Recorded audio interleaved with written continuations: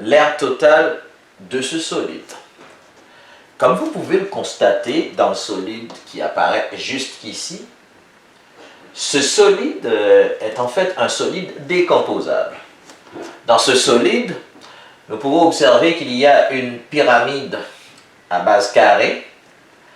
Comme vous le voyez, il y a certaines personnes qui ont de la difficulté à voir qu'en réalité, la base de cette pyramide est carrée parce qu'il y a seulement le 6 cm qui apparaît sur un côté. Cependant, observez bien, le disque qu'il y a en dessous de la base de la pyramide va toucher les 4 côtés du polygone qu'il y a en dessous de la pyramide. Ce qui veut dire que le diamètre du disque, ça apparaît tant sur la longueur que sur la largeur de la figure de base. Étant donné que le diamètre apparaît tant sur la longueur que sur la largeur, donc on va conclure que la longueur est égale à la largeur. De ce fait, la base de la pyramide est un carré. On peut aussi distinguer un cylindre dont la hauteur est de 15 cm. Et également, il y a un prisme à base rectangulaire qui apparaît en dessous de la structure. Nous allons maintenant répondre à cette question, quelle est l'aire totale de ce solide? Pour répondre à cette question, donc, je pense que ce qu'on demande est très direct, c'est l'aire totale. Donc, l'aire totale de ce solide, d'abord, il faut écrire les différentes formules. Je vais faire cet exercice en réfléchissant d'une certaine façon. Pourquoi? Parce qu'il y a en fait plusieurs façons de trouver la réponse, il y a plusieurs façons de réfléchir. Moi, je vais prioriser un type de réflexion. Vous pouvez prioriser d'autres types de réflexions qui sont corrects également. Voici ma réflexion. Moi, j'ai décidé de réfléchir avec ce qu'on appelle les aires latérales et les aires de base. N'oublions pas, l'aire d'un solide correspond à toutes les parties qu'on peut arriver à peindre. Alors, qu'est-ce que je peux arriver à peindre? Je peux arriver à peindre l'aire latérale de la pyramide.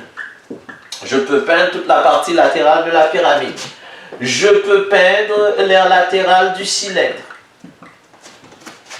Je peux peindre l'aire latérale du prisme qu'il y a à la base. Donc, tout ceci représente les parties que je peux arriver à peindre sur la partie latérale de ce solide. En même temps aussi, au niveau de la base, je vais écrire plus ici. Qu'est-ce que je peux arriver à peindre d'autre?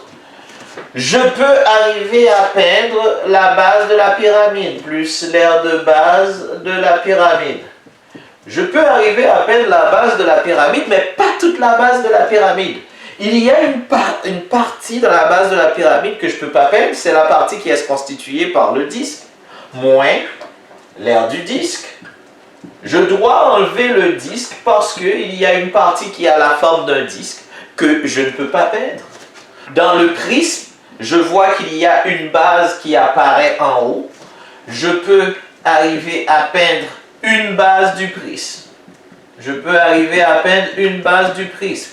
Cependant, il faut que j'enlève l'aire du disque une deuxième fois.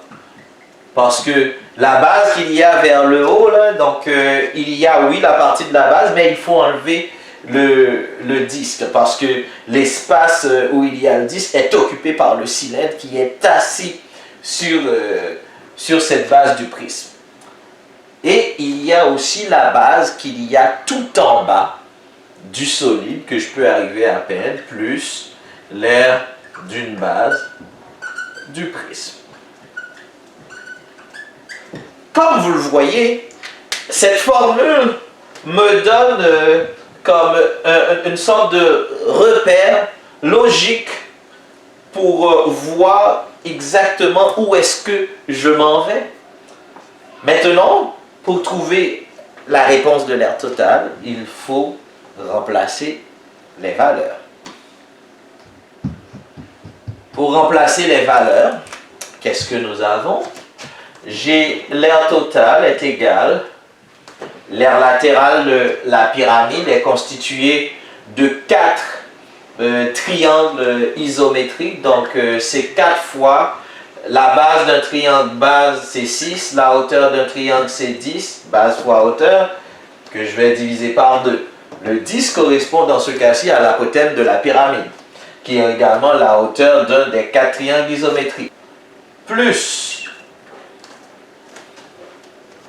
j'aurai aussi l'aire latérale du cylindre. L'aire latérale du cylindre, c'est 2pi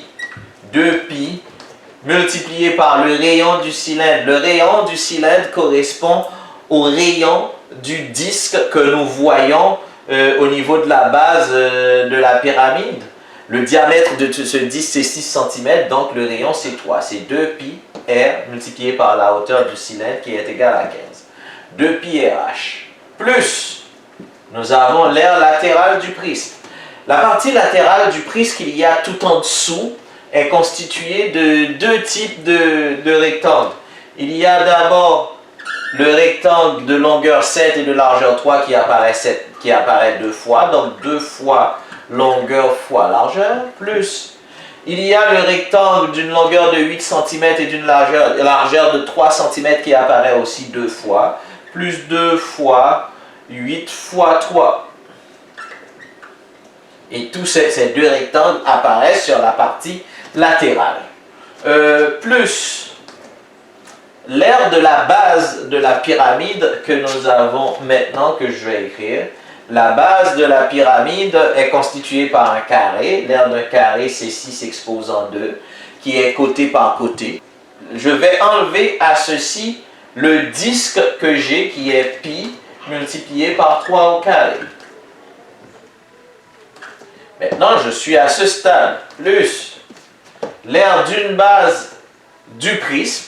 Donc, la base du prisme est constituée par le rectangle 8, de longueur 8 cm et de largeur 7 cm qui apparaît une fois. J'ai parlé d'une base, donc qui est 8 fois 7, moins l'aire du disque qui est égal à pi fois 3 au carré. Plus l'aire d'une base du prisme, donc la base qui apparaît tout en dessous maintenant, qui est égale à 8 fois 7. Normalement, un élève qui arrive à ce stade se mérite déjà une note entre 60 et 70% pour cet exercice dans un examen. À présent, il suffit tout simplement de faire les calculs. L'aire totale est égale à... Donc, nous avons 6 fois 10, 60, fois 4, 240, divisé par 2, ça me donne 120. J'ai 120, plus 2 fois 3 fois 15 fois pi, 2 fois 3 fois 15 fois 3,14, qui nous donne 282,6, plus 3 fois 7, 21 fois 2, ça me fait 42, plus 3 fois 8, 24 fois 2, 48, plus 6 au carré est égal à 36, moins 9 fois 3,14, 9 fois 3,14 est égal à 28,26, 28,26, je vais mettre tout ça en parenthèse aussi, plus 8 fois 7 est égal à 56, moins 28,26, et finalement plus 56. Alors voici l'expression à laquelle on arrive, et il s'agit de faire l'addition de toutes ces valeurs que nous avons maintenant pour trouver la réponse finale. Après avoir fait tous les calculs, on trouve que la réponse finale à tout ça donne 584,08 cm². C'est ce qu'il fallait trouver. Merci.